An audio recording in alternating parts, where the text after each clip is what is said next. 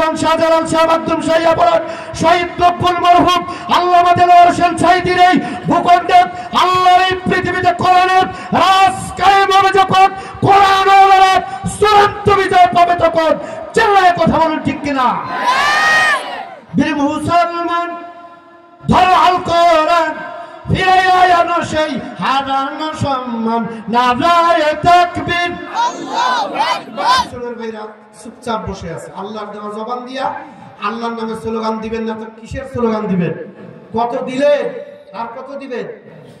জীবনের শেষ স্লোগান আল্লাহর নামের হবে। মুসলমানের এটাই হওয়া দরকার, দাবি। জোরে বলেন ঠিক কিনা? বীর মুসলমান ধরো আল কোরআন, ফিরায় আনো সেই হারানো সম্মান, নারায়ে তাকবীর আল্লাহু আকবার, নারায়ে তাকবীর আল্লাহু আকবার, নারায়ে তাকবীর আল্লাহু আকবার। তোল তাকবীর ধ্বনি ধরায় আর একবার, লিল্লাহি তাকবীর আল্লাহু আকবার। জয় আওয়াজ শুনে হয় বলিয়ান, ভাই কাফি তো কাফের বেঈমান, ঠিক কিনা? মুসলমানদের লাঠি লাগে না, অস্ত্র লাগে না, রাইফেল লাগে না, পিস্তল লাগে না, ককটেল লাগে না।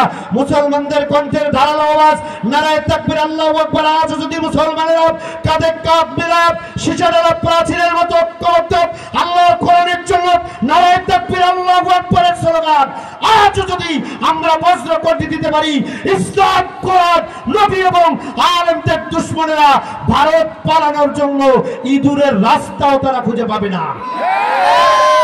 অনেক যুবক করে বসে আছে, বেলা তোর বিয়ে হবে না, যা দোয়া করে দিলাম।